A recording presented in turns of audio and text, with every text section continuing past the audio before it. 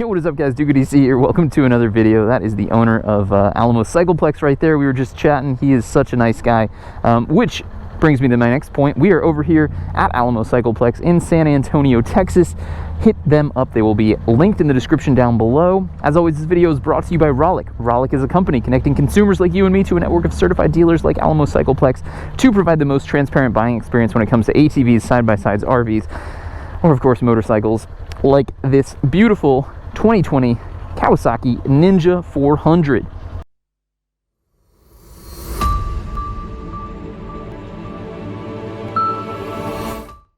Alright guys, let's break down the specs of the 2020 Kawasaki Ninja 400. So first and foremost, we've got a 399cc dual overhead cam parallel twin engine producing 45 horsepower at 10,000 RPM and 28 pound-feet of torque at 8,000 RPM. Breaking down some of the other interesting facts, we've got a 30.9 inch seat height, a 366 pound curb weight, and a 3.7 gallon gas tank. The front suspension is a 41mm hydraulic telescoping fork. The rear suspension is a horizontal back link with adjustable spring preload. That's the only adjustability that you'll see in the suspension.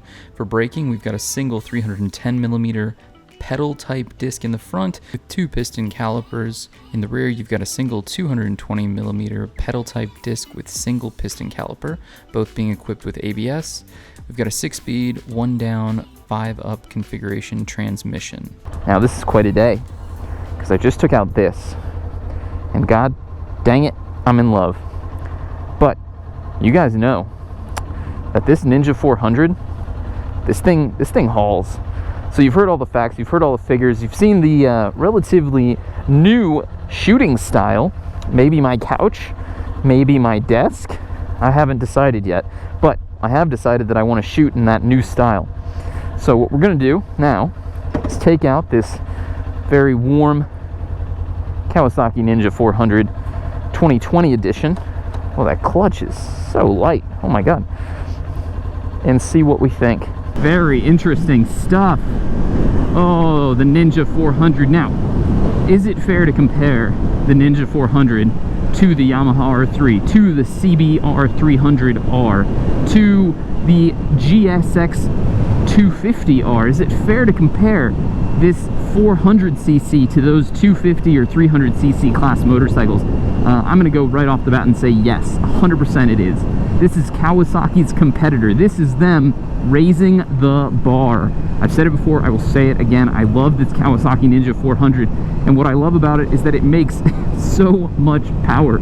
40 plus horsepower coming out of this 400cc. Now that's beating its competitors in the entry-level class by nearly 25%. 25%, that's a huge margin to destroy what is a direct competitor. I will say the Ninja 400 has a bit more of a standard riding position. You are a bit more up front, there's a little less wind protection, it feels closer to something like a CB300R, and of course Kawasaki makes a Z400 variant of this that is a full standard, or I guess naked, motorcycle. But yes, this has a bit more of an upright riding position. It definitely feels less like a super sport bike than things like the CB300R or the Yamaha R3.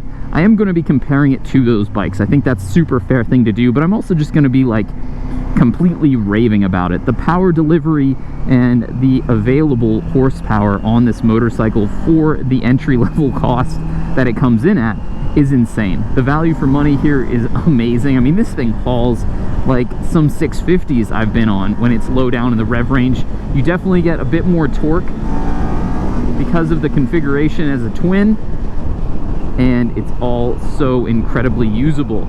The other thing is, although it does have a bit less wind protection, it's still keeping wind off of my chest and shoulders. However, I am getting a bit of buffeting around my helmet. Now, this motorcycle has its stock exhaust still installed, so it sounds, well, like a stock motorcycle. They all sound the same these days. I'll tell you what, it's hard to get that beautiful engine note out of out of these standard exhaust systems coming out of the factory, but that's okay, because the great world of aftermarket exists, and since the Ninja 400's been around now for a couple years, it has a onslaught of aftermarket parts that you can throw on this bike. I think every major manufacturer is making something cool that could personalize your Ninja 400 to you. A few just things right off the bat that I really love about this bike that a lot of other entry-level motorcycles don't have. Boom, you have a gear indicator, you've got a fuel indicator, you really do have all of the instrumentation that you could ever want. And it's actually perfect timing for me to talk about it now because it's so much more visible when it's lit from behind. So the sun is actually behind me lighting it this direction. The complaint I would have about the display is that it is very hard to read in shade. I think at night it would become much easier to read considering it would illuminate itself. Yeah, it's so easy to ride. It would be a really lovely motorcycle for someone who's just starting out and is looking for something that they could grow into.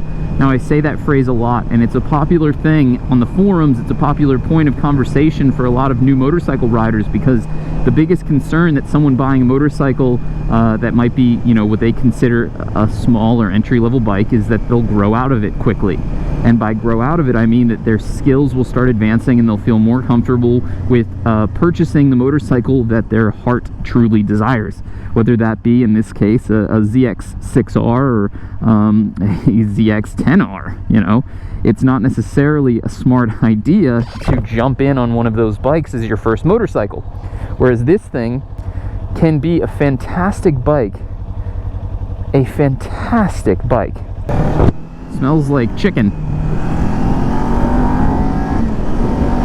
It's so incredibly quick, and I'm not even getting anywhere near the rev range or where it makes peak power. So that's just saying something about this motorcycle. It's just got a lot in the tank here. And so let's talk about that for a second. What does that exactly mean? Well, you know, like I said, this is a bike you can grow into. This is a motorcycle that if you are a new rider, it's going to be a really gentle first experience, but it's also going to have enough power to keep you entertained longer. If you're someone who's been in the industry for a long time and you're looking for a commuter bike or something to take to the track that doesn't cost $15,000, $20,000, $30,000, well, this is a fantastic example of that. Low insurance, low cost of entry.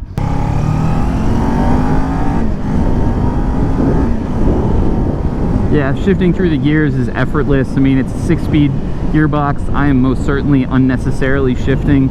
However, I'm just enjoying myself. I'm really loving going up and down the gearbox here. It's so smooth and easy to use. Just like many other entry-level bikes, this thing does not have any rider aids other than anti-lock brakes, no lean angle traction control, no auto blippers, no quick shifters, no adjustable anything really. It's just you and the road, and a lot of people prefer that. And I am starting to become one of those people.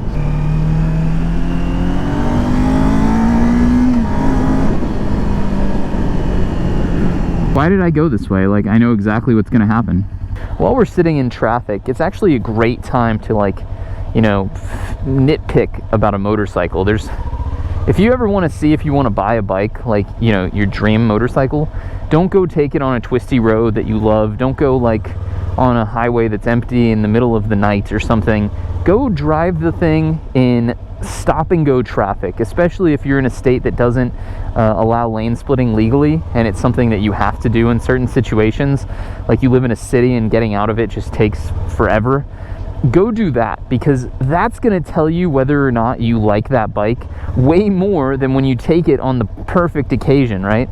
Like, this Ninja 400 is fantastic when it's moving, but in stop and go traffic, it gets a little bit annoying.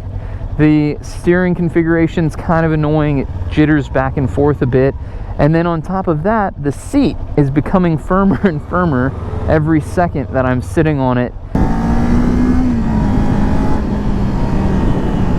Oh, this is that sneaky piece of road that has all these speed bumps that I didn't see last time. I damn near launched the R3 into the stratosphere.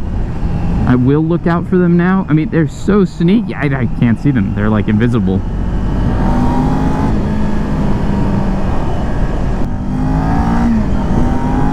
It does sound really good. I mean, that's with the stock exhaust, where it's like, you know, being muffled pretty heavily.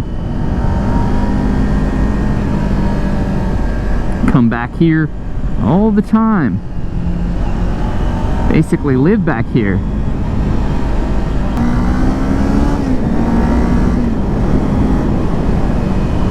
It's got such a fantastic amount of low-end power.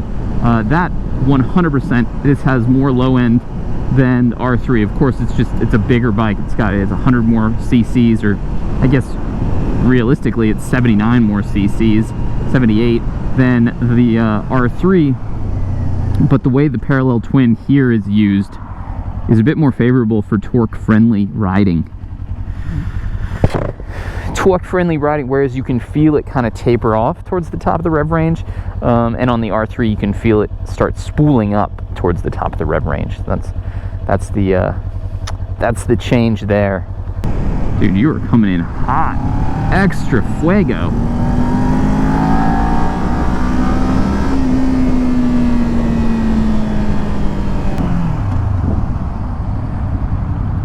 Again, Alamo Cycleplex delivering the goods. Oh shit, there he is. That guy almost got wiped out.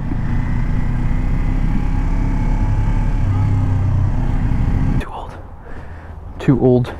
How do my arse is too huge. There we go. Alright, gentlemen, ladies and germs, we are back at Alamo Cycleplex, and that is the end of the video. And I just need to wrap this thing up by saying the Kawasaki Ninja 400 is still a fantastic motorcycle. I just think the R3 might be better. I think that it might just be the better bike. It may be, I don't know, the more pure riding experience. Whereas the Ninja still comes with the class-leading horsepower on these entries because it's a 400, right? It's hard to compare the two. And you can even see it when you're looking at them next to each other, right? The one on the right here, this looks like your more traditional super sport bike, whereas this looks like a baby version of the Ninja 650. So they're almost two completely different riding styles. You can see a lot more dimensionally how different they are. With you know, look at the tank to handlebar ratio there. Look at this, or excuse me, the seat to handlebars and the seat to handlebar here. You got the lower seat and a bit higher bars. You got a bit higher seat on that one, and well, about the same height on the bars actually. Those might be a bit taller. I don't know. Maybe it's the perception of riding a bike that you think is a bit more sporty. Regardless, this is fantastic. If you own one, congrats, you've done a great job. If you're looking to buy one, you're not making a mistake at all. I think this is going to be a really fantastic bike that you can grow into because it's got that extra power. Again, huge shout out to Alamo Cycleplex, San Antonio, Texas. They will be linked in the description down below. And of course, Rollick, if you are not from San Antonio or looking for a Ninja 400, an R3, a CRF 450L, please hit that first link in the description and see if you can't find yourself a good old deal. And as always, if you're new to the channel, hit that subscribe button. If you've been enjoying these videos, hit that like button. If you have any questions, comments, if you're a nice person that just wants to say hi, leave a comment down below. I love the user engagement, and I'll see you on the next one. Peace!